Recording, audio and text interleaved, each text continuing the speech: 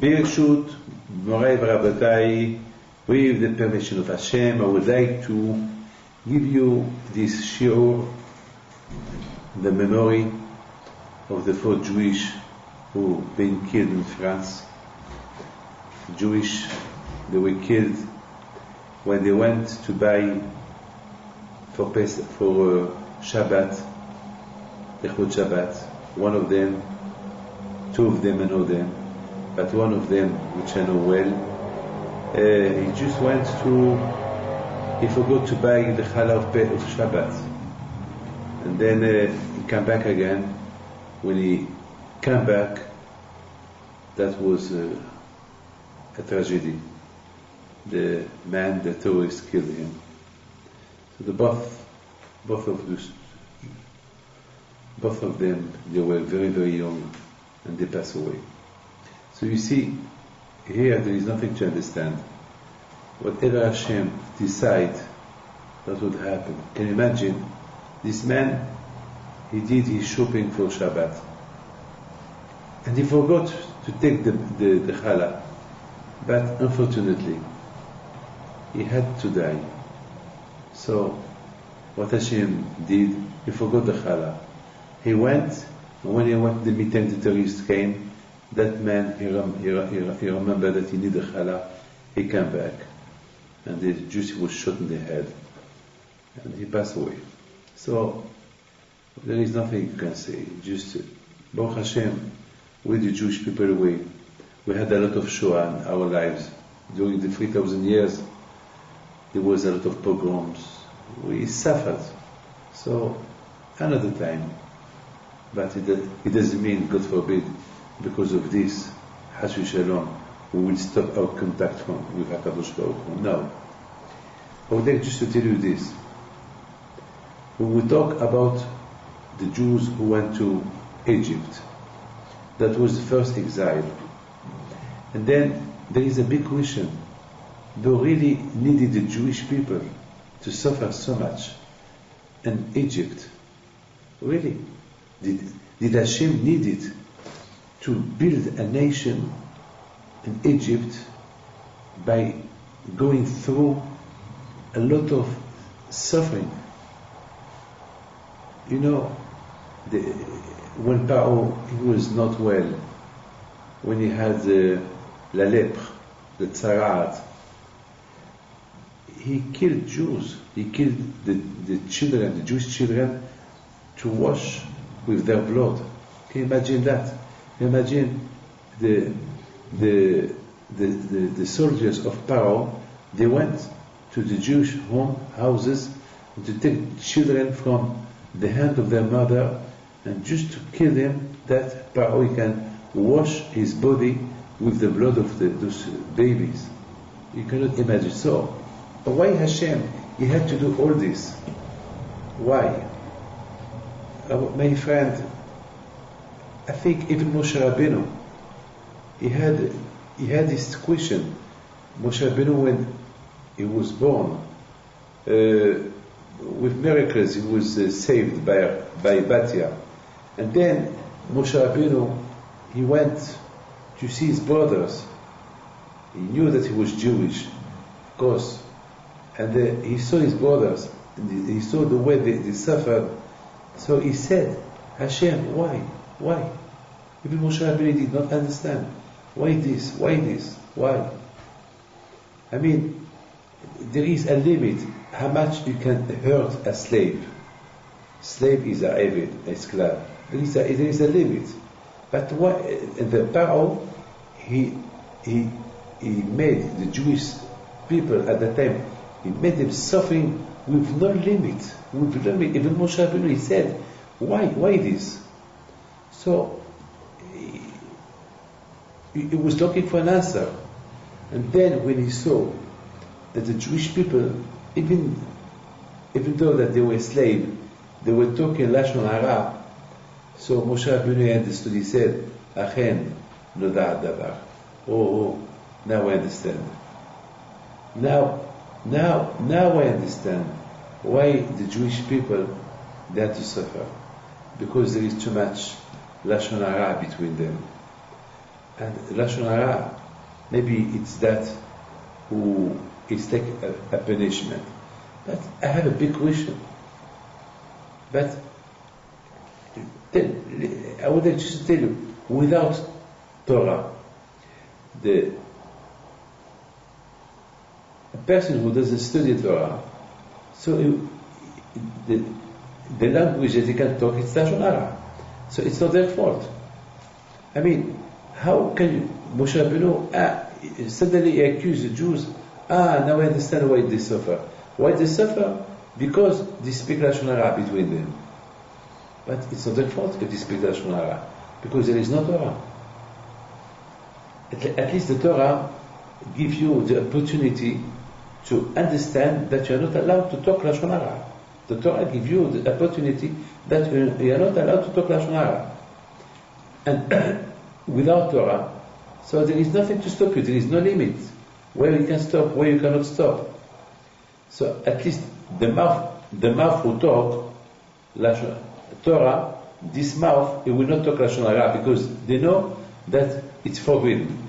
But when there is no Torah, so it's not their fault if they talk Lashon Hara, because there is no Torah. So why, again, the question comes back? Why Hashem had to make them to suffer so much?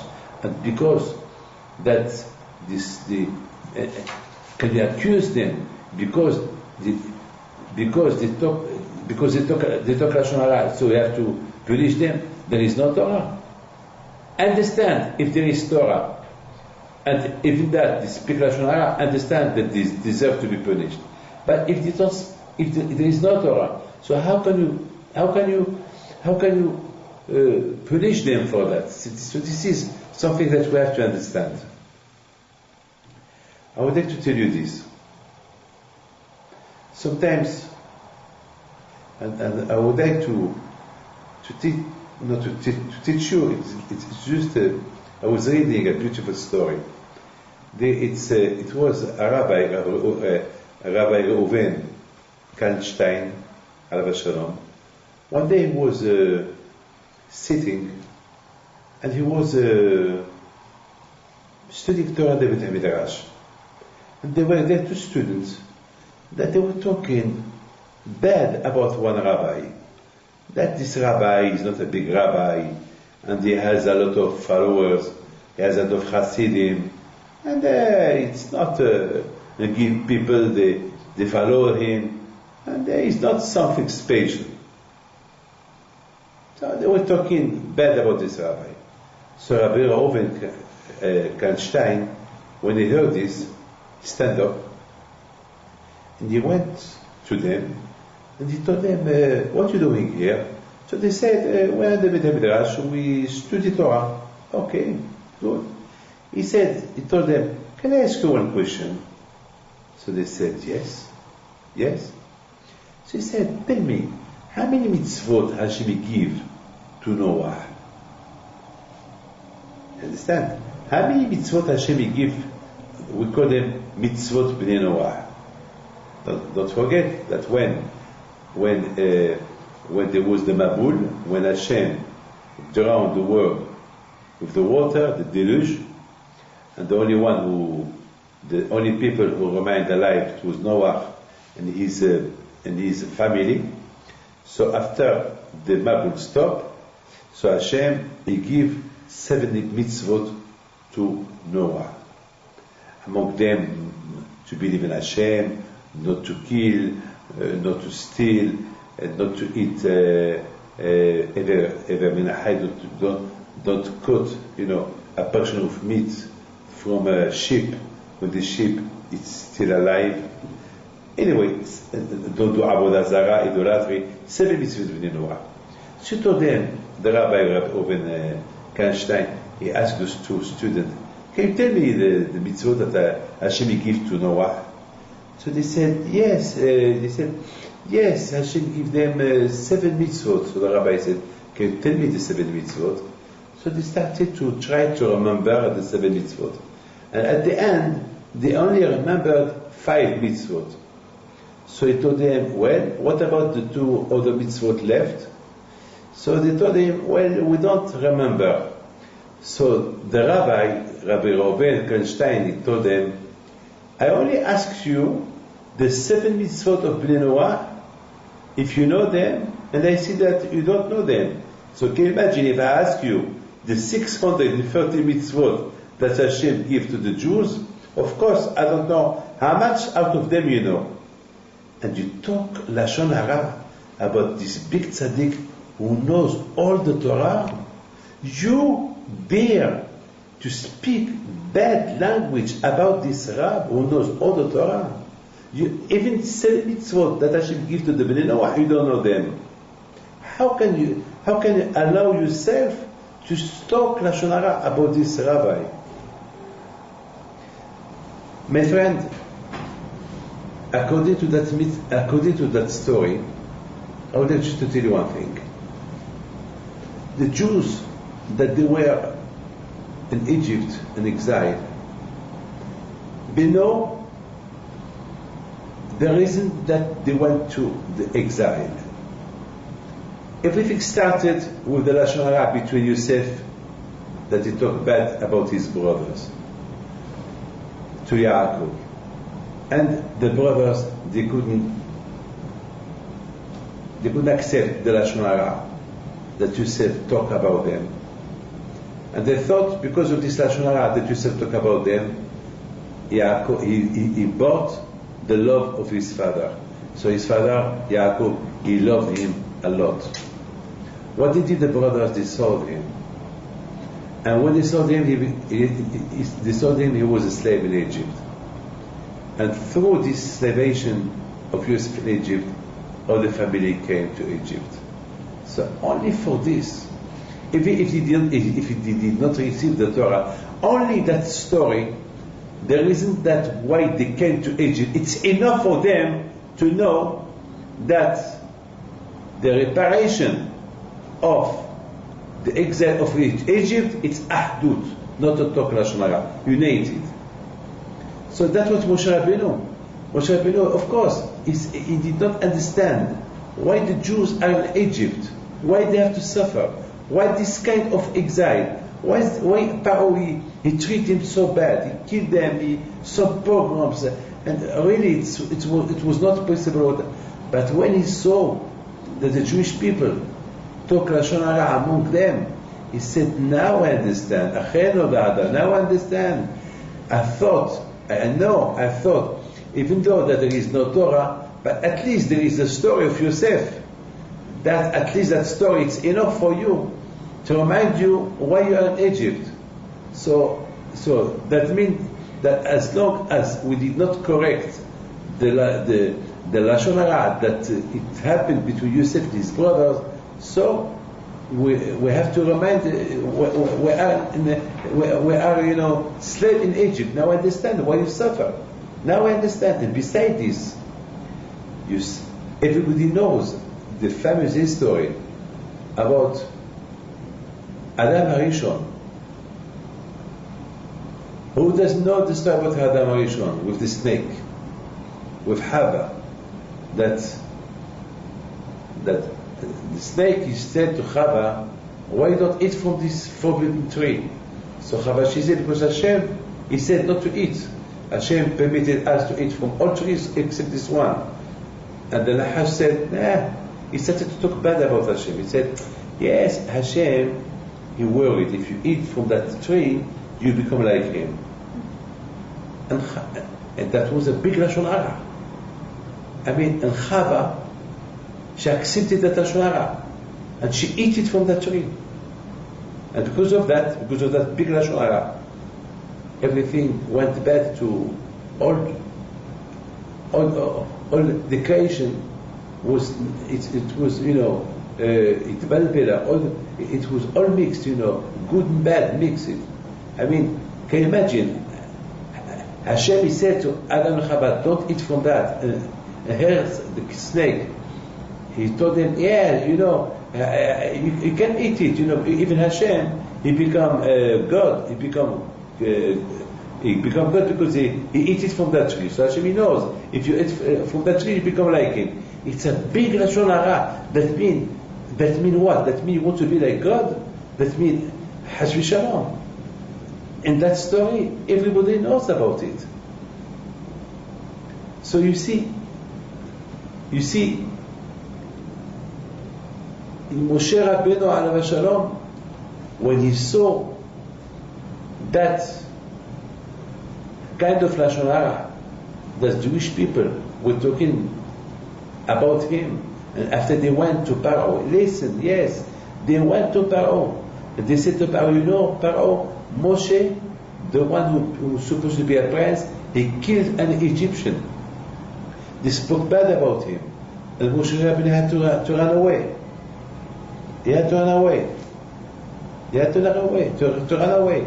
So, my friend, Moshe Rabbeinu understood. He said, now I understand. Those Jewish people, now there is something to accuse them. What thing to accuse them? By not handling themselves with their mouth. There is a story about Rabbi Shimon Bar Yochai. One day Rabbi Shimon Bar Yochai said, if I was with Hashem when Hashem created the world, I would tell him to create 2 mouths to the man. 2 mouths. So the Talmidim, the student, told him, why Rabbi you say this? He said, because it's not fair. One mouth that you study Torah, how can you use that mouth to use it to talk Dvarim Telim, to talk silly things, and to eat with it? It's not respectable for this mouth that you study with it Torah. So if I was next to Hashem when He was created the world, I would tell Him to create 2 mouths. One to study Torah and to do brachot, and one to eat with it and to talk. Then Rabbi Shimon Bar Yochai changed his mind. He said, if only with one mouth we can do so much damage, so can you imagine if Hashem created 2 mouths, how much damage can a man can cause? Maybe with the 2 mouths he will speak Lashon Hara. With too much, 2 mouths, the man will do bad things with it. So finally, whatever Hashem created, it's for the good. So my friend, you see, even that the Jews, that they were in Egypt, they had no Torah yet. But, don't forget, they were already the 7 mitzvot of Bnei Noach. And on the 7 mitzvot of Bnei Noach, what it said, don't kill. And my friend, you should know one thing. Talking Lashon Hara about somebody is like killing him. It's like to kill him. When the Torah said don't kill, it's the same not to talk Lashon Hara. You know, I saw in Hachamim, the Rabbi who said that a man who talk Lashon Hara, it's like he killed, it's like he did Avodah Zarah, and it's like he went with a woman, Gilo Arayot. Can you imagine? It's worse. So you see, now we understand that. That's why Moshe Rabbeinu was very angry. He said, "I don't understand them. They may have an agreement. Yes, we have no Torah because there is no Torah. There is Lashon Hara. No, but there is the 7 mitzvot of Bnei Noach, and among the 7 mitzvot of Bnei Noach, even the Egyptians, they know the 7 mitzvot of Bnei Noach, because on the 7 mitzvot of Bnei Noach, there is it's Torah, and second, there is the mitzvah of not killing, and the mitzvah of not killing is the equivalent of not to talk Lashon Hara.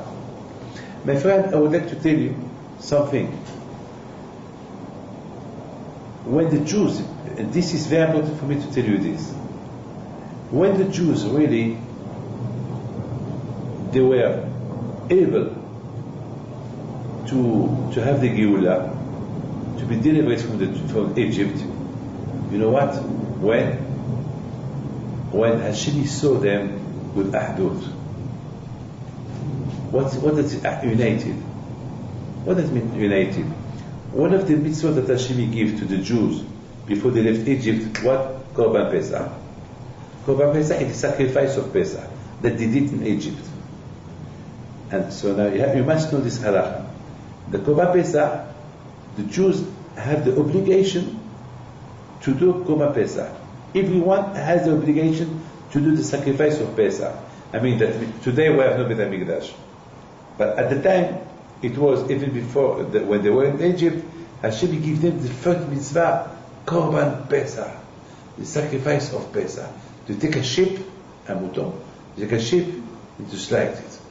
And we call it Korban Pesach. Today, we have no Beit HaMikdash. Today, there is no Korban Pesach. Now, it's not everyone who can afford a Korban Pesach. Just imagine,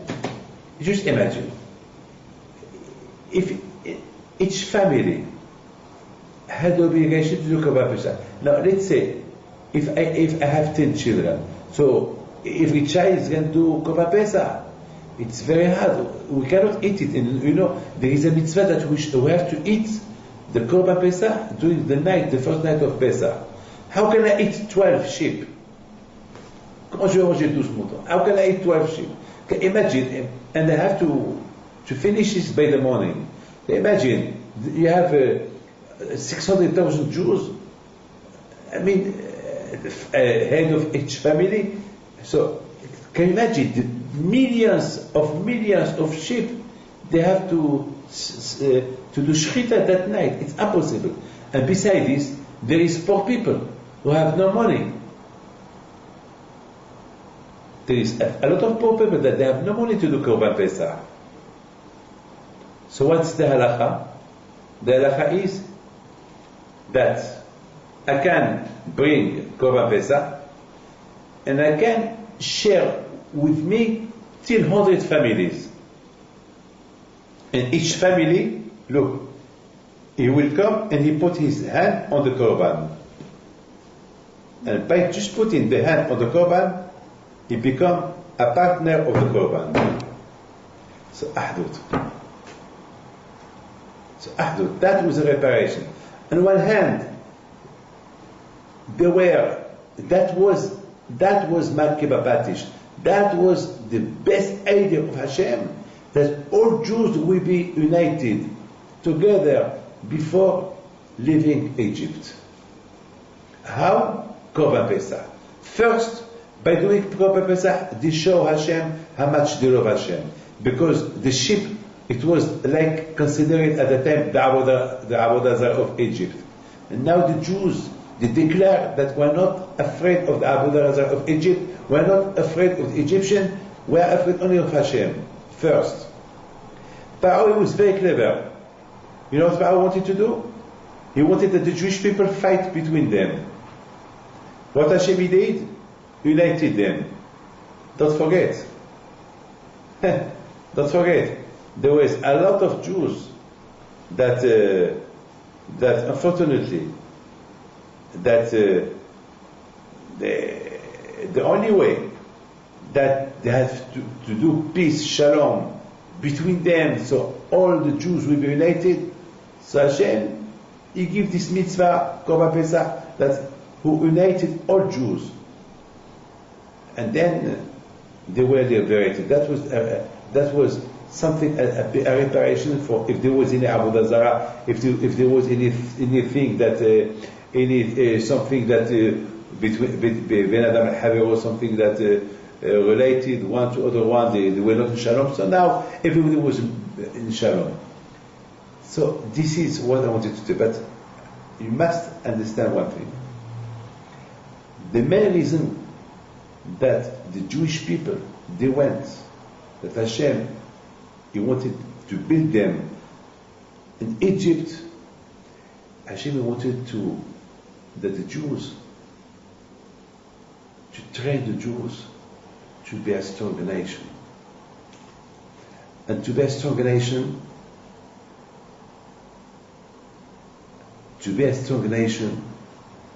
with Hashem, with the Torah, they have to suffer all kind of sufferings,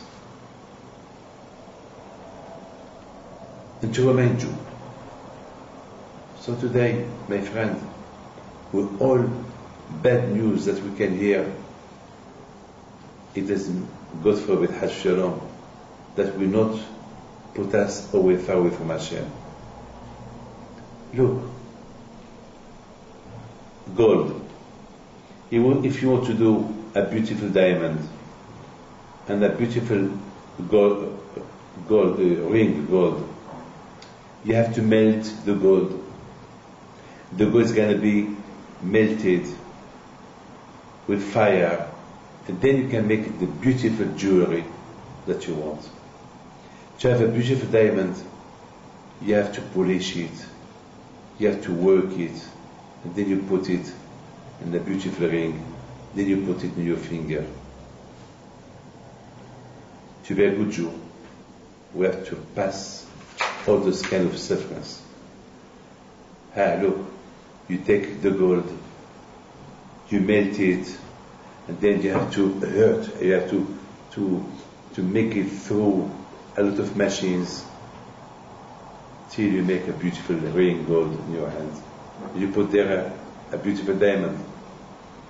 To have a beautiful diamond with a nice ring gold, you have to master. There is a lot of things that you have to work out to have something nice in your hand. To become a rich man, you have to wake up early, you have to work hard, you have to take a risk. Then you can be a rich man. My friend Hashem, he wanted to train the Jews to be a nation that nothing that could happen to them, that nothing could be to make them afraid from not to follow Torah and Mitzvot. And that's why it was a big experience for the Jews in Egypt. In Egypt, the Jewish people, they become a nation. And in Egypt, and before Hashem that He gives them the Torah, He gives them the title of a nation. And at the beginning, Hashem wanted them to learn from the Avot, from the Ma'asim of the Avot, to train themselves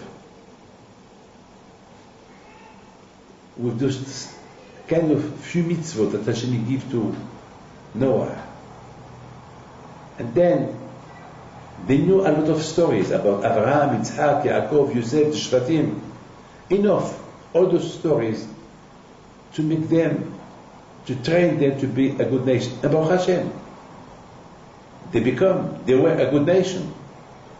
But the Lashon Hara is something that is very hard to stop talking Lashon Hara. Lashon Hara is something, it's easy.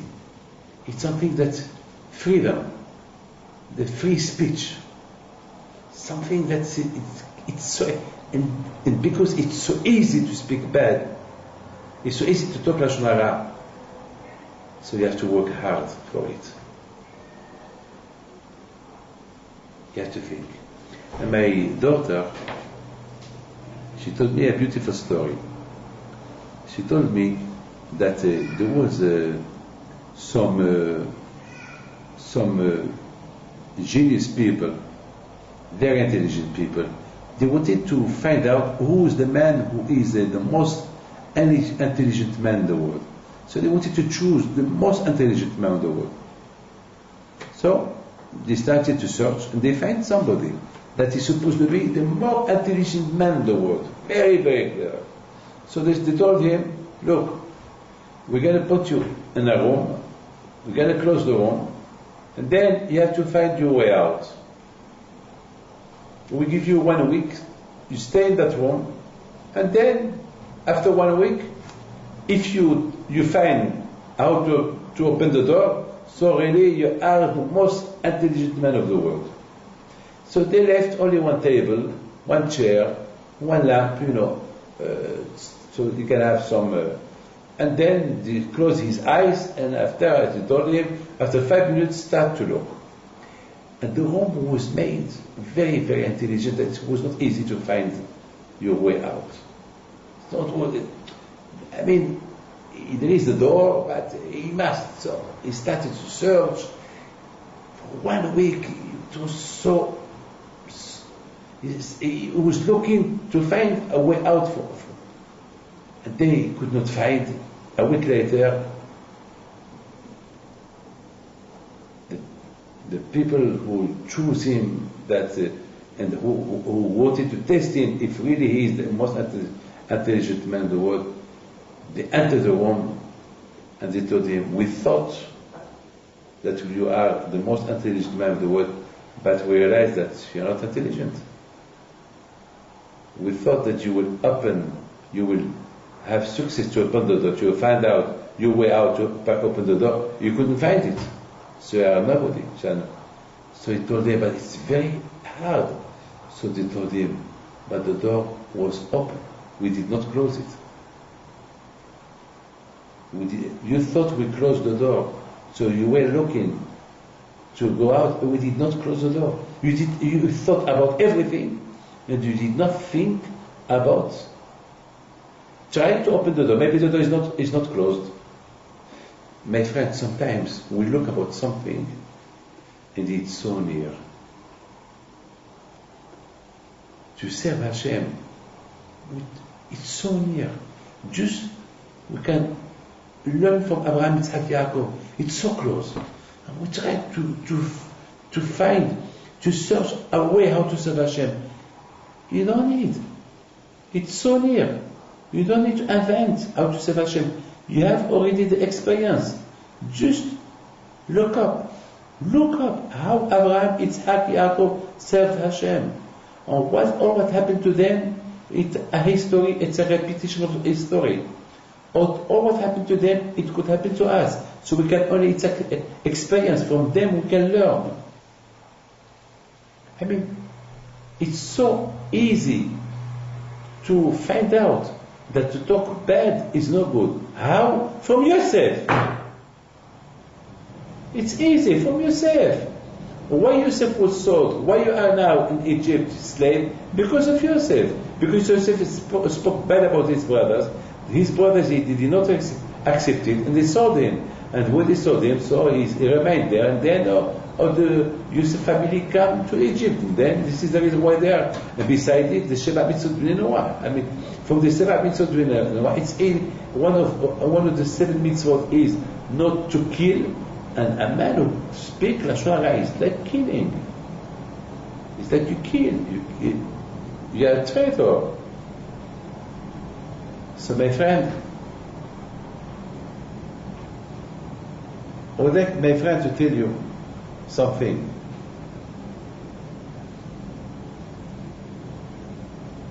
How much there was something that I wanted to tell you.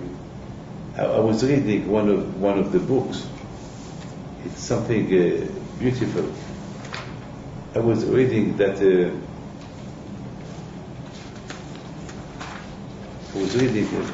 nice something that a lot of Musa we can learn. There was in Tel Aviv, there is a place, a religious place.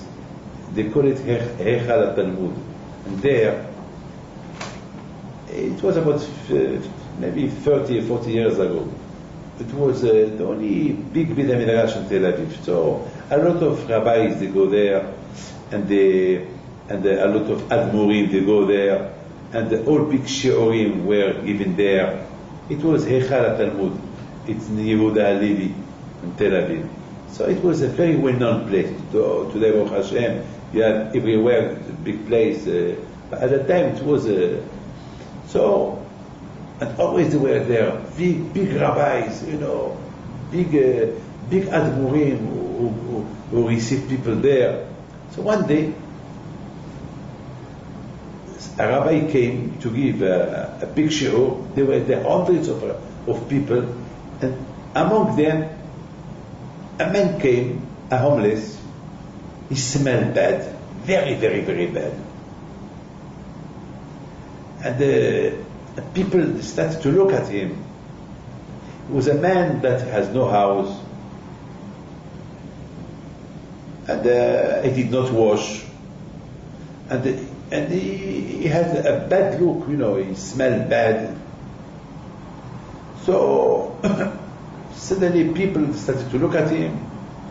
So they thought maybe let's call the police, because they wanted to They wanted to tell him, get out from here. So he looked at them, so they thought, let's call the police. So there was their big tzaddik, Rabbi Tovia Lissisin, I don't know him, he's a big rabbi. And he told him one thing. Hey, my friend,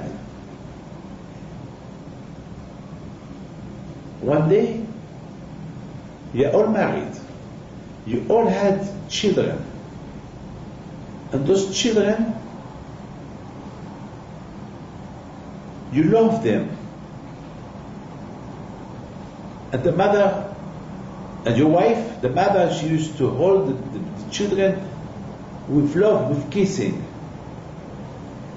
And sometimes those children, the mother will give her life to save the children, but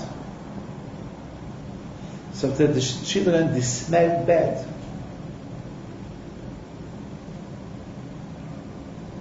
What would they do? To throw this baby? Because it smells bad. So he told them, I cannot tell you more than that.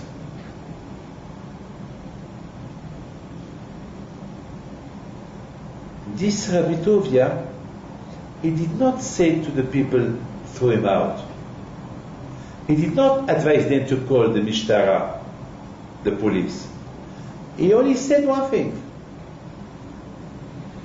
This homeless, he smelled bad. This homeless, is disgusting. But this homeless, when we were a baby, we were the same. Sometimes we smelled very, very bad when we were a baby. Did our mother, did somebody throw us away? No. So each one has the Tselem Elokim. Each one has the image of Hashem. There is no difference between a baby and a homeless. This is midot. A lot of times people, if only people, they can think for 1 minute, poor man, this man, he smelled bad. Yes, he smelled bad. But we did smell bad too when we were a baby. So what the difference is that this man, he has the image of Hashem. Like this man. I mean, it's all psychologic. I mean, Ahavat, love your neighbor with, the Torah said, love your neighbor as yourself. Do you love yourself? If you smell bad, you still can loving yourself. It's what the same. What about this one? It's the same. Of course, it's not. For you, it's not the same. But really, it's the same. Of course, for people, it's not the same. Yes, me, it's me. He, this man, it's his man. That's the way you think. But that's not the way Hashem think. The way Hashem think is the opposite. And I think when there is when there is love your neighbor as yourself, there is no Lashon Hara. The base of Lashon Hara, when you don't consider your friend as yourself.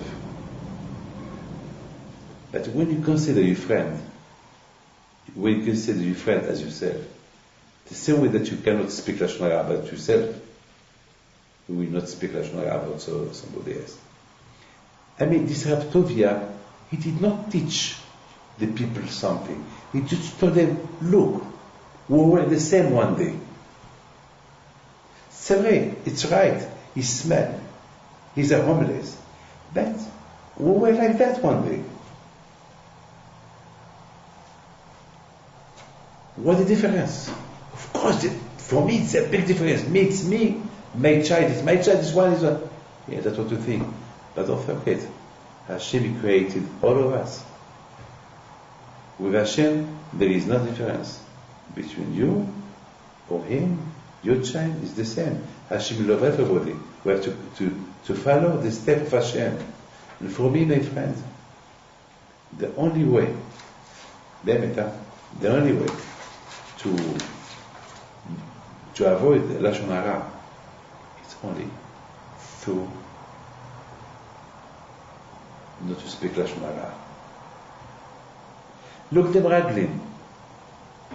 The Meraglim, they did a big avera. They wanted to speak Lashon Hara about Eretz Israel, that it's only a land. They did not speak about Hashem. They did not speak Lashon Hara about Moshe. They talk Lashon Hara about the land of Eretz Israel. They said this land it's good, but it is the people, bad people, and when they start, you must know one thing. When you start to talk bad, Bemet, and this is the truth. When you start to talk bad, automatically, when you start, your mouth will not stop. And then from the good, the truth that you are saying, you are telling, you may come to start to talk lies about something that they are not true. Why? Because this is the mouth. The mouth has no limit. The mouth has no gvul. Look at me. In the mouth, there is no bone. Yeah, but there is no bone. You can turn it, your tongue, you can turn it always. Any way you want to turn it. There is no bone that you can stop it. That's why it's easy to speak Lashon Hara. You can speak Lashon Hara so easy if you don't put a gvul, if you don't put a stop in your mouth. And this is, my friend,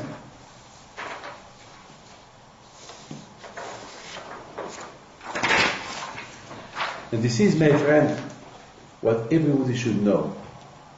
And this is why those Jews, the Meraglim, when they started to talk bad, or otherwise they said true about Eretz Israel. They said this is the fruit of Eretz Israel, but unfortunately, they start to talk about the nation of Eretz Canaan, that there are strong people, by telling they are strong people, that they are stronger than them. And if they think they are stronger than them, that means that Hashem, He cannot protect them. And Hashem, He said, I protect you, I am the fighter. Look, if I have a promise from Hashem to protect me, so I rely on Hashem. When Hashem, He said, I protect you, so I have nothing to worry. And if I worry, Hash v'shalom, that means I don't believe in Hashem. Hashem He promised me to protect me. And me, I am worried, still worried. So that means I have no emunah and bitachon Hashem. So it's like I talk Lashon Hara about Hashem. That's how they started. Only by telling something that it was real. We'll find there is very strong people. It's hard to fight them. So that means that Hashem cannot beat them. So if Hashem cannot beat them, that means that they are more stronger than Hashem. It's a big Lashon Hara. It's a big Lashon Hara. That way, and as you know, the Lashon Hara, he starts with small, and then it becomes so big. Hate Meraglim. And unfortunately, from word to word, so they made a big revolution. And that revolution cost them very expensive. They made all the Jews crying. And they cry for nothing. And then, if all the Jews started to talk bad about Eretz Israel, so why Hashem did that to us? So all the Jews started to talk bad about Hashem. And then they wanted to kill Moshe and Aaron. Then they wanted to kill Caleb and Joshua. For nothing. The Lashon Hara, when you start to talk Lashon Hara, you start with nothing, and then it becomes big thing. And this is they just finished with something. How much, if we talk about education, I would like just to finish with one small story. Bilga Bat Miriam. Bilga Bat Miriam, she was very well known. She was the daughter of a Kohen Gadol. When the Greek came to Eretz Israel, the Bilga Bat Miriam, her name was she met a Greek, a Goy, and she started to go out with him. And both of them, they decided to go to the Beit HaMikdash. And Miriam Bat Bilga, you know what she did? She kicked with her foot the Mizbeach. And she kicked, elle a frappé, the Mizbeach. And she started to talk bad to the Mizbeach. Yes, you Hashem, where are you? Yes, Jewish people, they sacrifice on this Mizbeach, millions of sacrifice. Now that they need you, you're not here. Where are you? And she was kicking with her foot the Mizbeach. So the Hafetz Haim asked a beautiful question. He said, this woman, she's supposed to be the daughter of the Kohen Gadol. So how it's possible? How it's possible that she talked bad to Hashem, about Hashem? I mean, she was a Kohenet, and she's supposed to respect the Mizbeach. She's supposed to respect the Beit HaMikdash. She's supposed to respect her family, the Kohanim. That now the Greek people, they throw them out from the Beit HaMikdash. How it's possible that this Bilga Bat Miriam, she spoke bad to the Mizbeach? You know what the Hafetz Haim answered? The Hafetz Haim answered, I'm sure, it's certain that Miriam Bat Bilga, she heard Lashon Hara on her house about the Beit HaMikdash. She probably, because it's impossible that Miriam Bat Bilga, she will say something bad about the Mizbeach, about the Beit HaMikdash, if she did not hear her father talking bad about the Beit HaMikdash. It's a circumstance. That means, at Lashon Hara, there is somebody who starts to say something, you just carry on, or you just repeat. It's not an invention. It just starts with something. It starts with something. So you understand how much we have to be very careful. Now, my friend, we know that the Beit HaMikdash was destroyed, the second one, because of Sinat Hinam. Because people, there was no Ahdut, there was no united. Sinat Hinam, people, they hate each other with no reason. I would like just to tell you, to ask you something. How can you hate somebody with no reason? It's impossible. How can you love somebody? How can you hate somebody? I mean, always there is a reason. If I hate somebody because they did something bad to me, how can you imagine Sinat Hinam? To hate somebody with no reason. Because of this, the Beit HaMikdash was destroyed. So what it is, a reparation? Ahavat Hinam. You must. Don't wait till somebody show you love to love him. You must love everybody with no reason. That means that really, if this is the reparation, that means that it's too bad. That means that really the Jewish people, they hate people with no reason. How it's possible? How it's possible? My friend, I want to teach you something.